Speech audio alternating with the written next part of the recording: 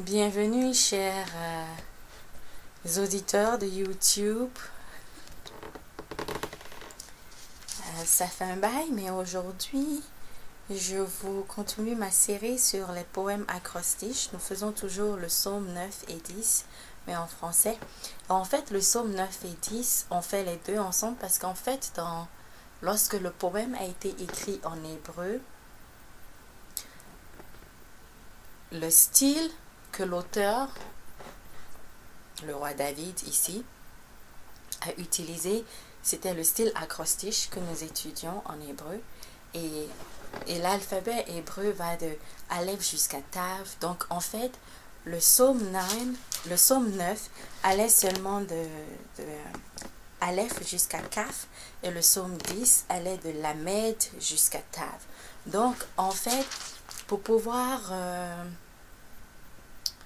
suivre le style acrostiche du psaume 9 et 10, il faut en fait avoir les deux ensemble parce que l'alphabet est répandu à travers les deux psaumes.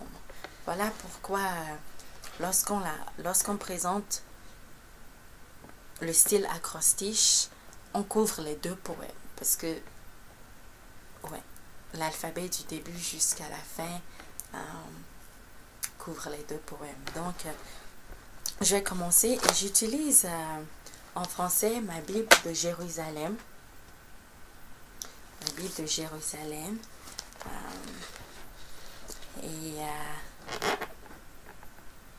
Celle-ci est un cadeau qui m'a été fait par mon père. Si vous pouvez voir, je l'ai depuis 1999. Contrairement à ma Bible de Jérusalem en anglais que j'ai acheté lorsque j'étais allée à une retraite à Saskatchewan, dans un centre œcuménique qui était guidé par des pères et des frères franciscains dans la vallée Capel. C'est un très bel endroit, très bel endroit. Donc nous commençons et en passant, je ne pourrai plus au cours des semaines à venir faire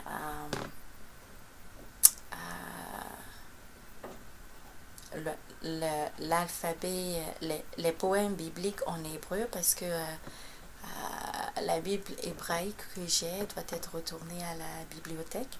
Donc nous allons continuer dans les deux Bibles que j'ai, en français et en anglais, jusqu'à ce que le Seigneur m'accorde la grâce d'avoir ma propre Bible hébraïque.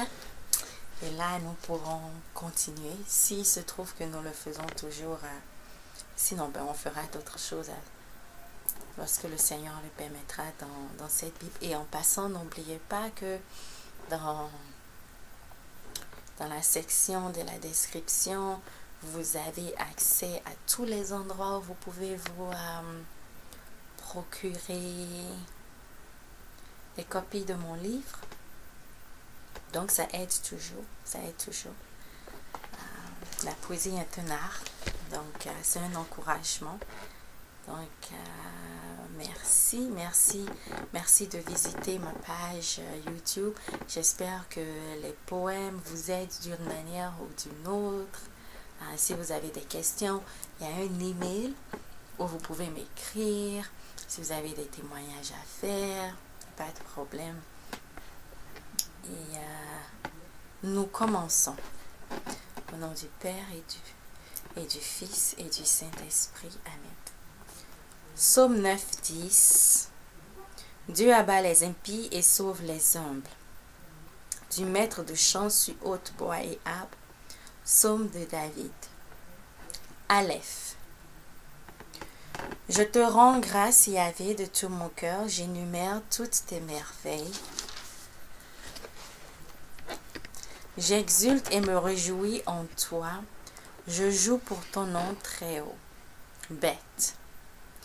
Mes ennemis retournent en arrière, ils fléchissent, ils périssent devant ta face. Quand tu m'as rendu sentence et jugement, siégeant sur le trône en juste juge. Guillemets. Tu as maté les païens, fait périr l'impie, effacé leur nom pour toujours et à jamais. L'ennemi est achevé, ruine sans fin. Tu as renversé des villes et leur souvenir a péri. Ré. Voici, Yahvé siège pour toujours, il affermit pour le jugement son trône. Lui, il jugera le monde avec justice, prononcera sur les nations avec droiture. Vav. Que Yahvé soit un lieu fort pour l'opprimé, un lieu fort au temps de détresse. En toi se confient ceux qui connaissent ton nom. Tu n'abandonnes point ceux qui te cherchent, Yahvé. Zaïn. Jouez pour Yahvé, l'habitant du Sion. Racontez parmi les peuples ses hauts faits. Lui qui s'enquiert du sang se souvient d'eux. Il n'oublie pas le cri des malheureux. Chet.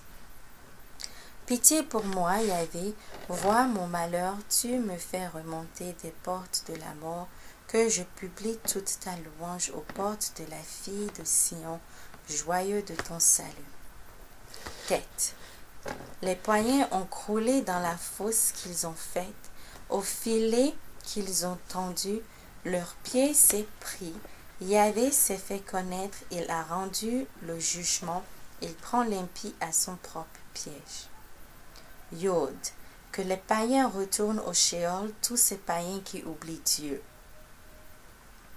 Kaf, car le pauvre n'est pas oublié jusqu'à la fin, l'espoir des malheureux ne périt pas à jamais.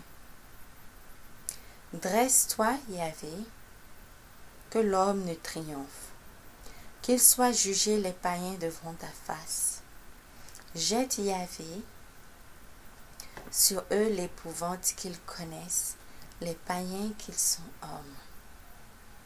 Lamed, chapitre 10. Pourquoi, Yahvé, restes-tu loin?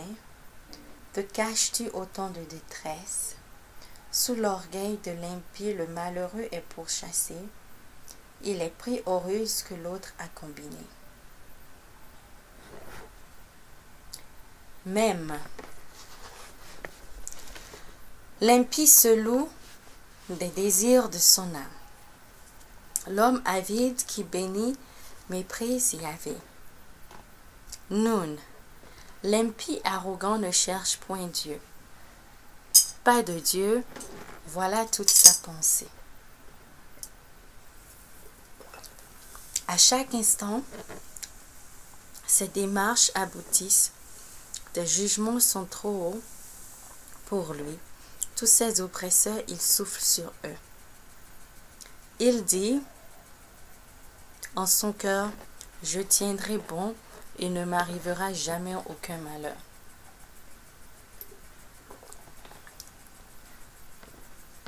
Samek.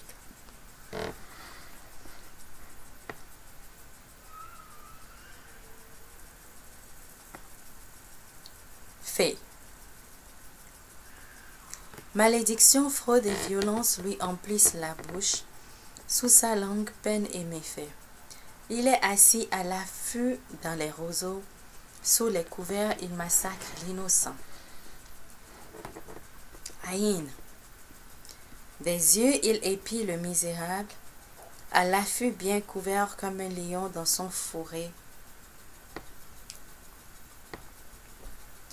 À l'affût pour ravir le malheureux. Il ravit le malheureux en le traînant dans son filet. Tsadé.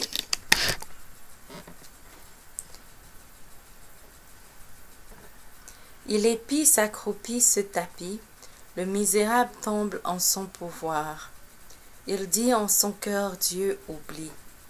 Il se couvre la face pour ne pas voir jusqu'à la fin.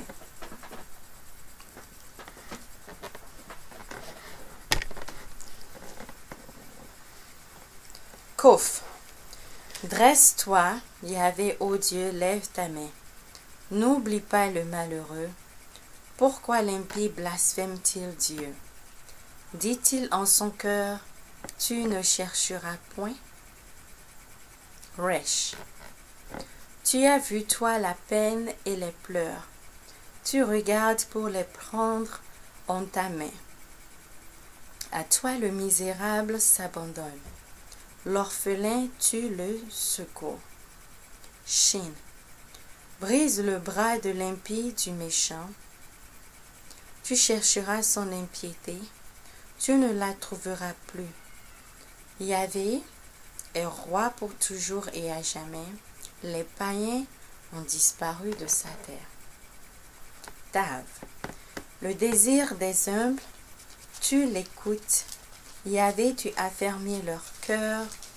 Tu tends l'oreille pour juger l'orphelin et l'opprimé, qu'il cesse de faire peur l'homme né de la terre. Amen.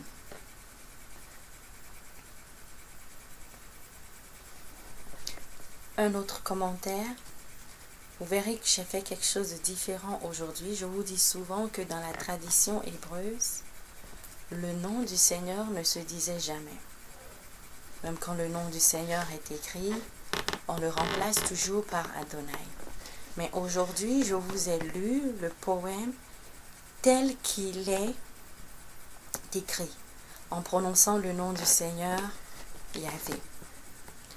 Mais si vous voyez les autres poèmes passés et certains des poèmes que je lirai dans le futur, souvent quand je dis Adonai, dans la Bible de Jérusalem, c'est parce que le nom du Seigneur est marqué Yahvé. Donc partout le nom du Seigneur est marqué Yahvé. Vous verrez, je dis souvent Adonai ou je dirai souvent Adonai. Dans certains des poèmes, je vous ai fait la nuance ou je faisais la rotation en disant Yahvé et ou parfois je disais aussi Adonai. Mais aujourd'hui, je vous les lis tel qu'il est écrit dans la Bible de Jérusalem. Je vous remercie. Continuez d'étudier le style acrostiche avec moi. Et merci du temps que vous passez sur ma page. Et merci d'apprécier le temps que j'investis en faisant cette série sur les poèmes bibliques.